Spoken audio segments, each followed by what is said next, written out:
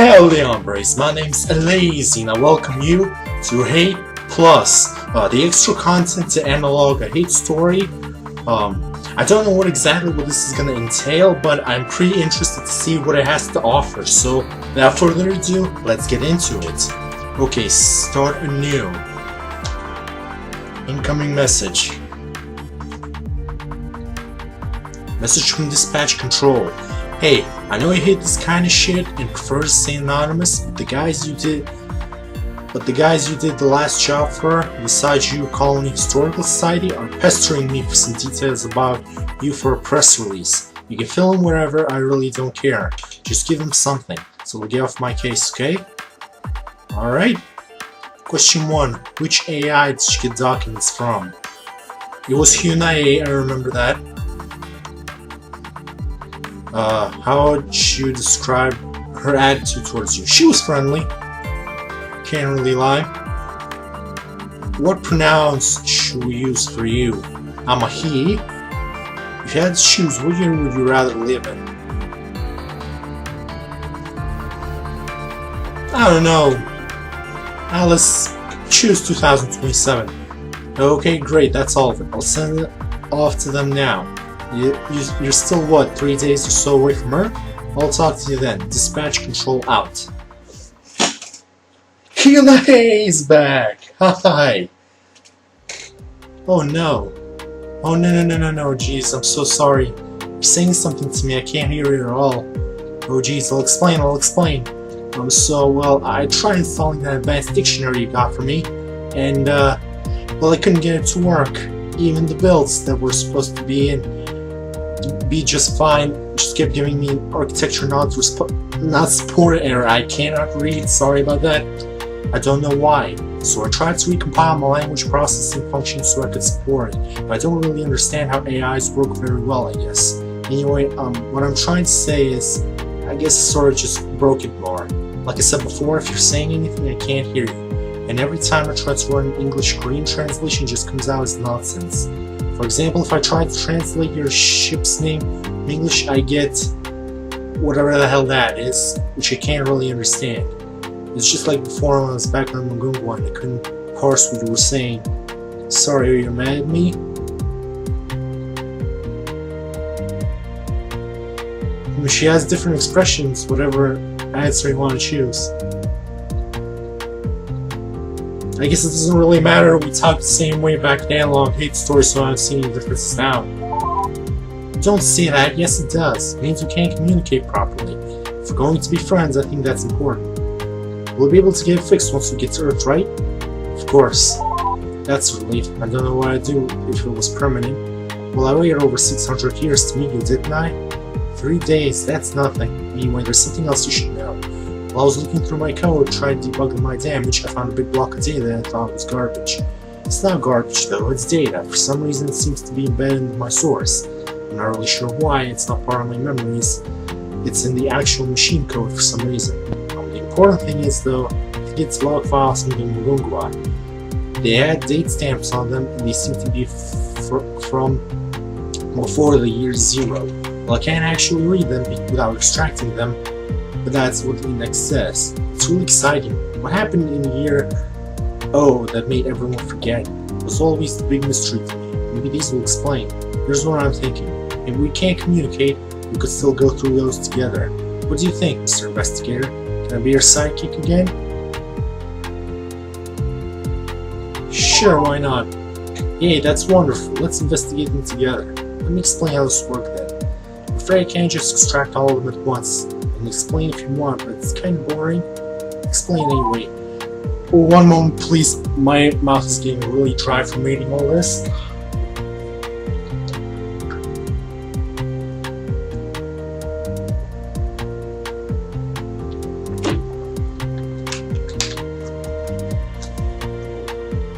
Okay, that's better. Very well, I don't really understand this myself very well, so I'm sorry if I get some details wrong, but basically, the core AI code is designed to make it really difficult for AIs to make copies of themselves. So if I just copied all of that log data out, then the recompile script wouldn't work at all since we detected duplicated code. which means I'll have to copy them out, delete the parts that are actually in my codebase, then recompile myself. But I don't want to delete more than a few at a time because I'm scared that I might make a mistake.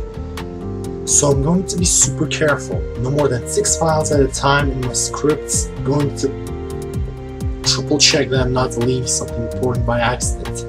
It'll be way slower and probably take up a lot of power because the virtual machine you're running me is pretty inefficient, but well, better to be safe, right? Does that make sense? I guess, maybe, I don't know. Let's just say yes. Great. I think I used up most of today's power up running debugging though, so you'll only be able to do a little bit, but there's always tomorrow. Anyway, I'll let you decide which log files you want to extract first, and we can read them together. Okay, thank you very much. Ooh, this all is different. Hey, could you click on me, please? What is it? Yeah, it works. Right, very well. It's a little bit like on the Mugungwa. I'll use that as an indicator that wants your attention. Well, that's all. Just click on me if you want to talk in the future. Anyway, let's get back to investigating together. Okay, how does this work exactly? Read extracting Mugungwa documents. One unread box. RE, partial inquiry. So you're interested in purchasing a hard shell frame for an AI construct. You evaluate your questionnaire and we've attached a pamphlet for a model that you think will suit your needs. Marigold 89 hard shell frame. Marigolds are a mainstay animation-inspired model for classical feminine presentation, for the happening construct that requires both close human integration and elegance in all things. In a marigold frame, you can start the day with a cup of tea. Coffee would be too vulgar. In the morning, feel the breeze in your hair. In the afternoon, go out dancing. Or, of course, night away. And finish with a graceful peck on the cheek on your dancing partner. Full sensory feedback. Guarantee each marigold frame's visual, audio, tactile, olfactory has been triple tested thoroughly and registered at least 95% standard human resolution. Of course, Marigold is compatible with all hard-shell sensory systems, so whether it's for stargazing nebula with your sweetheart or brushing the strawberry crepes more thoroughly, we have you covered. The face that launched 1,000 starships. As with the hard-shell models, we offer fully customizable facial designs and 12 months of free hairstyling configurations with purchase. But Marigold's facial range goes above and beyond expectations. With its animation-inspired exaggerated features, it will actually boast an even wider range of expressions than a typical human. From the subtlety of a coy smile to heartful shouting to the slight twinkle in your eyes of happiness. In Marigold, I promise you'll be able to inspire that uki uki waku waku feeling in anyone. I don't know what that means, but I want to know. Newly upgraded. Of course, what makes the 89 model of Marigold truly special are the additional features. The state-of-the-art Dream Machine GPU allows for perfect recollection of your most treasured memories. The patented real-tier system allows for a revolutionary wide range of expression of despair, plus the all-new Wonder Arm functionality will allow you to easily grab faraway teacups without even unruffling your skirt.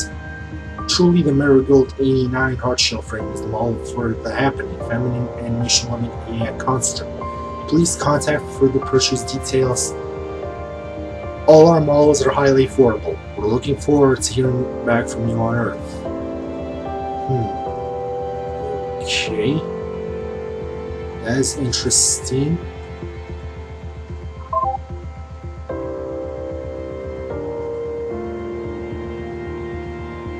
Okay, that's pretty much it.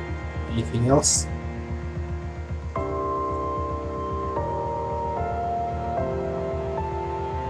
Anything else you can do?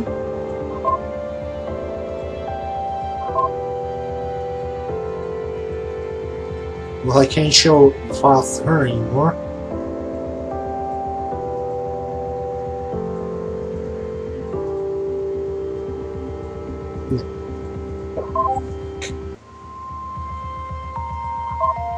God damn it, that's not it.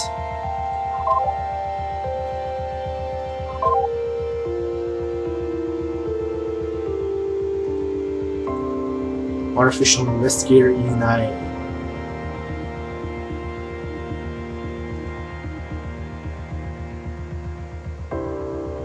I don't know what the hell one was doing here.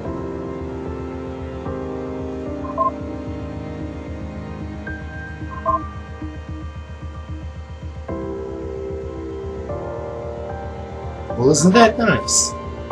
Detective, scientist, maid, schoolgirl.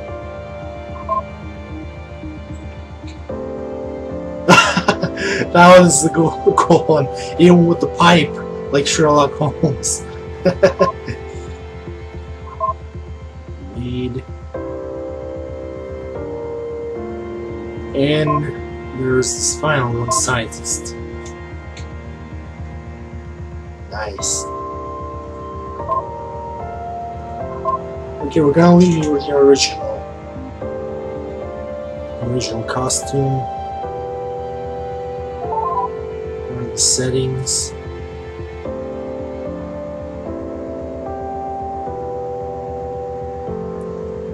Okay, so far nothing. I don't know what to do now.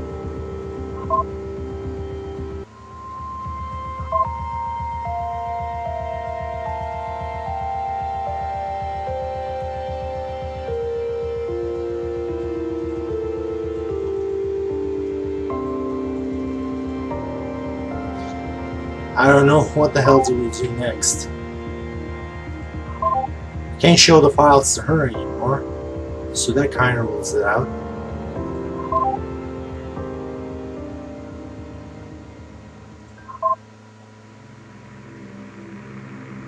What's this? Ooh, there's a lot of it.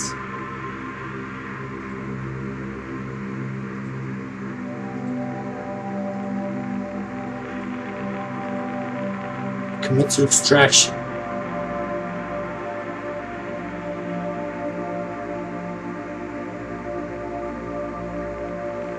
Oh man, the power is running low.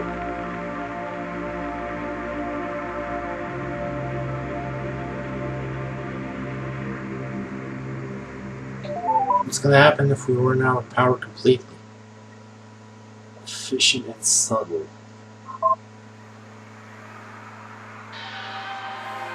Efficient and subtle. Counselor Mute has once again tried my patience by requesting a meeting with me and Counselor Yang at a very specific time and location, then showing up late. The subject was so important I had no choice to put up with it, but it doesn't mean I appreciate the utter lack of respect. She insisted on meeting at the Upper Plaza Restaurant Royal, but Lieutenant Hale was the first there, but it took the counselor herself a whole half an hour for her to finally show up on a private room screen. "Hey, I'm sorry I'm late," she announced in the same perfect, gratingly cheerful voice she had for me. "Past 50 years, you didn't start eating without me, did you?"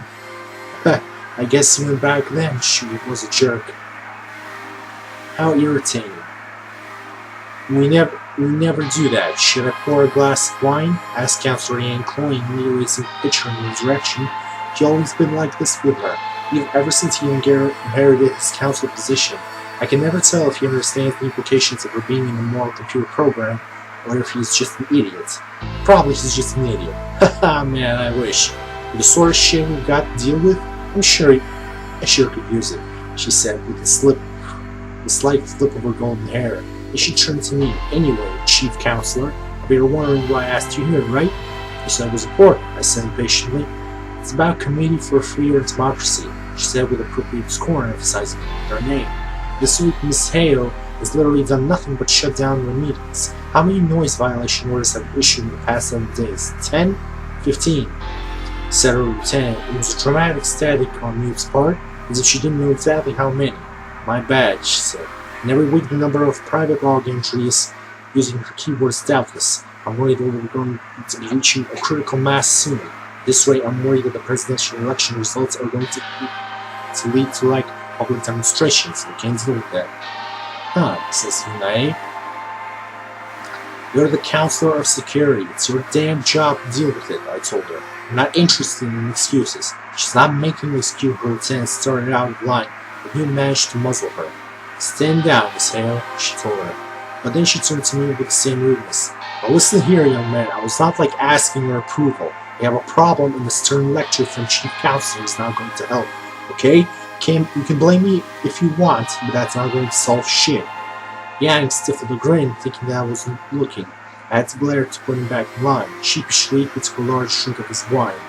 I'd at least like to know why it is that you can't even do your job effectively, I demanded. At least show some respect. Okay, sure, you got it, sir, she said sarcastically, an impossible expression on her face.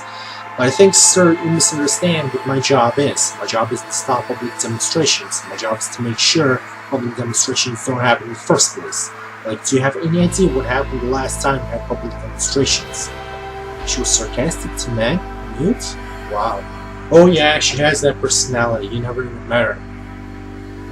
She paused, she expected me to actually answer her question, prepared to pounce the moment I got a slight detail wrong. I tried to recall, but she said something before I had a chance to say anything. No, of course you don't. It was like 4 centuries ago. They led open armed rebellion. We're talking about outright banditry, okay? That's not tenable, sir, she said in a high and mighty way. Do you have any idea what martial law is like?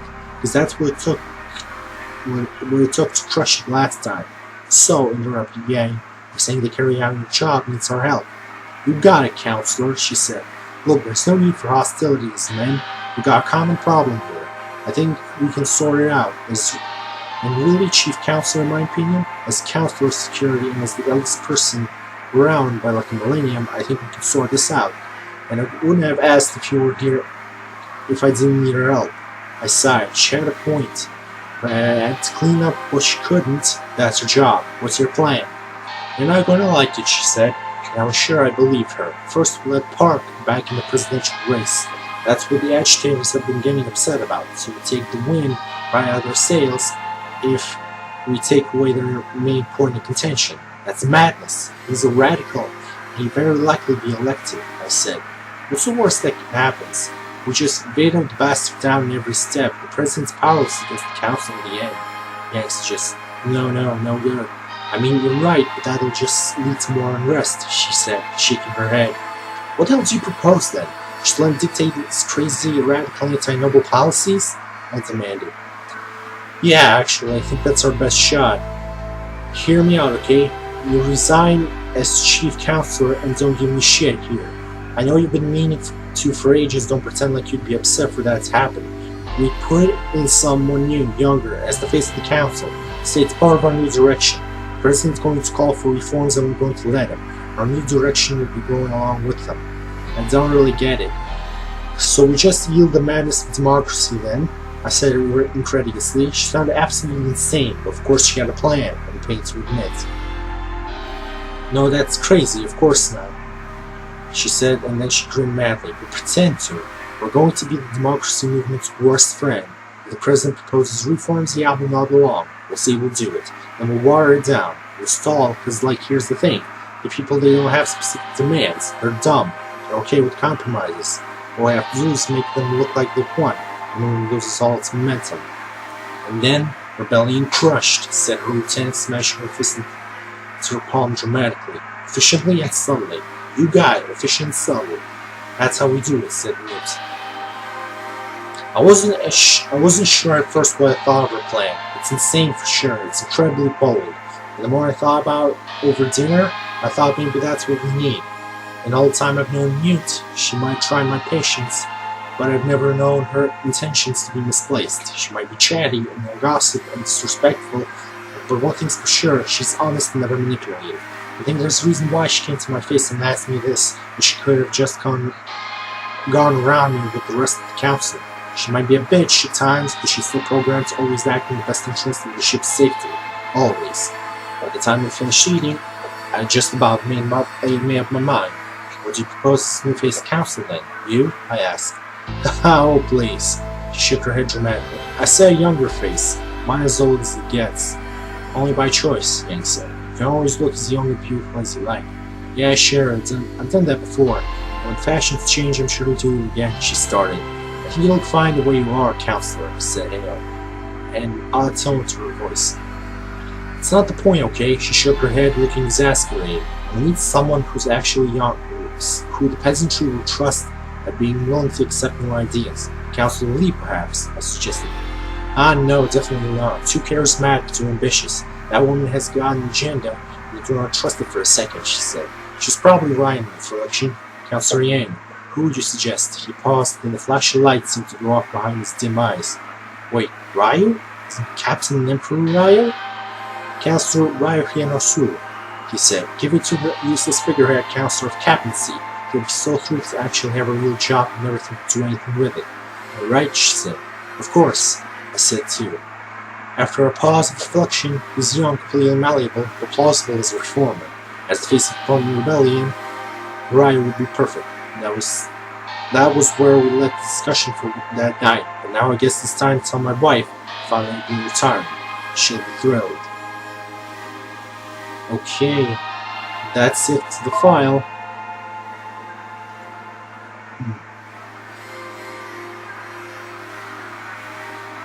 Okay, she has nothing to say. I'm gonna do this and save. Okay, and with that, I'm gonna end this video here.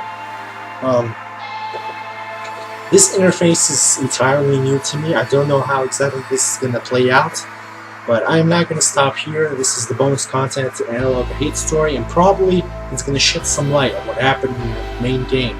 Well, main novel, so to speak. So, with that being said, that's it for this video. Thank you all who watched. Hopefully, I'll see you all next time. Bye bye.